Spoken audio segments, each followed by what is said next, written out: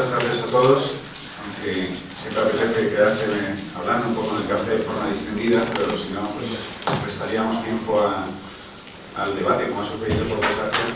Por eso hago un llamamiento, aunque yo soy bastante inflexible, pero a sujetarnos un poco a los tiempos para que también quede algo de tiempo para el debate. Vamos a hacer esta segunda parte de la tercera mesa.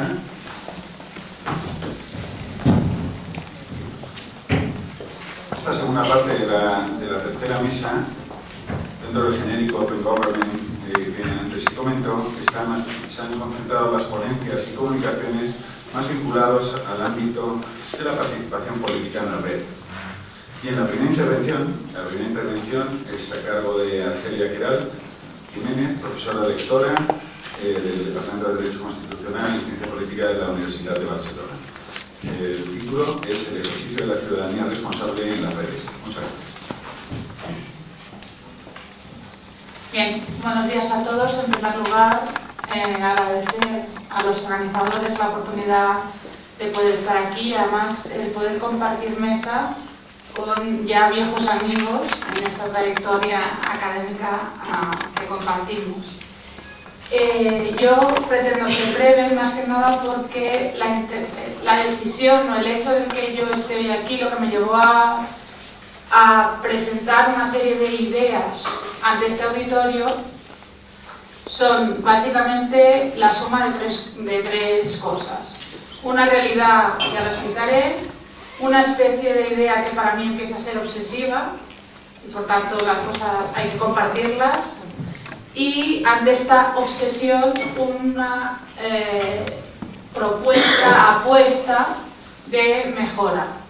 La realidad a la que me refiero es algo a lo que se refería hace pocos días el profesor Fresno-Linera. Él decía que la calle debe ser un espacio de participación, ¿no? Aparte de, al hilo de las restricciones de determinados derechos que parece que vamos a sufrir, o esta modulación del ejercicio de los derechos, la cosa es que él decía que la calle tiene que ser, como decía, espacio de participación. La calle, o yo creo que el espacio público en general. El espacio público además se ha visto enormemente ampliado, ¿no? Casi ad infinitum, precisamente o gracias a las redes, ¿no? Internet, las redes, etcétera, porque nos da, como todos estamos hoy aquí un poco por esta razón, las múltiples posibilidades de participación de distintas maneras, ¿no? Y no me refiero solo al ámbito político, que nos ofrece. Ya dirigiéndome más al objeto concreto de la mesa que tenemos, de la que formo parte. Bueno, me había dado cuenta que un segundo. El hecho, la obsesión que les comentaba. Yo desde hace pocos meses participo en redes sociales, sobre todo en Twitter, y últimamente también me he lanzado al tema de los blogs, ¿no? Y una de las cuestiones que a mí más me preocupa desde el punto de vista académico, pero también como ciudadana, es que el desinterés y ahora ya descrédito, desprestigio de la clase política y de lo político en general, evidentemente ha pasado de esa calle, del espacio público tradicional, a las redes, ¿no? A mí me genera, ya digo, muchos problemas porque además creo que las redes son un instrumento de difusión. Ayer se decía que es un elemento de democratización, yo no lo tengo tan claro, ¿no? Pero en todo caso es un elemento de difusión y comunicación de ideas en el que al no haber controles por lo menos concretos, estas ideas de descrédito y desinterés corren con muchísima más facilidad. ¿Y cuál sería la apuesta o el elemento que yo creo que nos puede ayudar a como mínimo mitigar este efecto de desinterés primero y de descrédito de segundo de lo político, ¿eh? Y esto creo que es importante porque no es solo de la clase política o de los políticos, sino en general de todo lo que tiene que ver con lo público. Pues yo creo que es el tema de la educación cívica de la ciudadanía, ¿eh?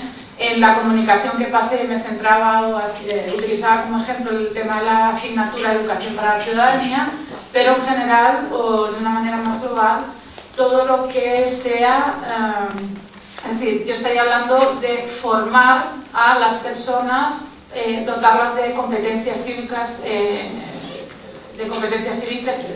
para, en definitiva, convertirlos en ciudadanos, para convertirnos en ciudadanos responsables. La cosa es, la foto que tenemos hoy en día en España es que la gente mayoritariamente considera que la democracia es el mejor sistema político de los posibles, pero sin embargo, cuando bajamos a nivel concreto del sistema democrático, el sistema institucional en España, cae en picado la concepción que tiene la ciudadanía, ¿no? Por tanto, aquí hay un problema de fondo que habría que ir solucionando. Una de las razones seguramente que llevan a estas situaciones, como decía, la falta o la mala socialización política que ha habido en España, ¿no? Sobre todo en los tiempos en los que la economía iba bien, en la que a todos más o menos nos iba adecuadamente, se produce un desinterés por parte de la ciudadanía respecto de lo político. Yo creo que hay una idea de, bueno, que cada uno que se ocupe de lo suyo, ¿no? Como estos señores más o menos parece que nos lo están haciendo bien y nos llevan por buen camino, yo me voy a centrar en lo mío. Este desinterés se torna en los últimos años, especialmente acrecentado por el tema de la crisis económica, en la que la gente empieza a necesitar de nuevo la intervención diaria de los poderes públicos, de lo político, de lo público en sus vidas, se torna este desinterés, como decía, en descrédito, porque la ciudadanía no percibe que se estén dando soluciones a sus problemas reales.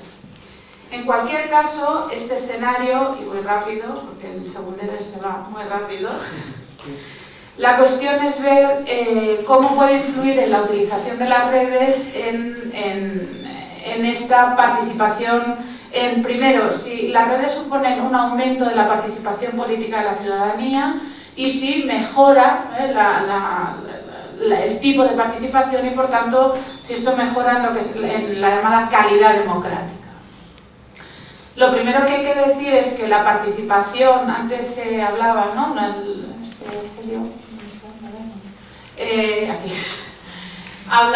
Decía que en Galicia, por ejemplo, ¿no? Que el acceso a Internet es igual que en el resto de España, pero hay que tener en cuenta que el acceso todavía supone una muestra de desigualdad social. Solo el 50% de la población tiene acceso a Internet. Y además, dentro de este 50%, alrededor solo del 45% utiliza Internet para participar políticamente. Y participar en un concepto absolutamente amplio, ¿no? Los constitucionalistas tenemos cierta tendencia a focalizar la participación política en las elecciones, ¿no? Votar o ser votado, pero tenemos que tener en cuenta que la participación abarca muchas otras facetas, ¿no? Y de hecho son las que permiten poder afirmar, poder hablar de algo tan necesario en un sistema como el nuestro, democrático, que es el del pluralismo político, ¿no? Por tanto, ¿mejora la participación? ¿Hay participación? Sí, pero todavía con estos niveles reducidos. Además hay que tener en cuenta que todavía hoy la participación a través de Internet es más un reflejo de la participación, lo se llama la participación offline, es un reflejo de esta participación y no una participación distinta. Por tanto, muchos de los problemas que tenemos a nivel de participación tradicional se mantienen en la participación online. De hecho, alguno de ellos se acrecienta. A mí una de las cuestiones que más me preocupa, y de ahí la propuesta, ¿no? que planteo, es el hecho de que todavía el tema de nivel de estudios de las personas que participan condicionan su nivel, la intensidad de su participación. Pues bien, esto en Internet todavía es más grave, porque está comprobado, y además me he dedicado a hacer una cosa que no había hecho nunca, que era leer a los politólogos y el análisis estadístico.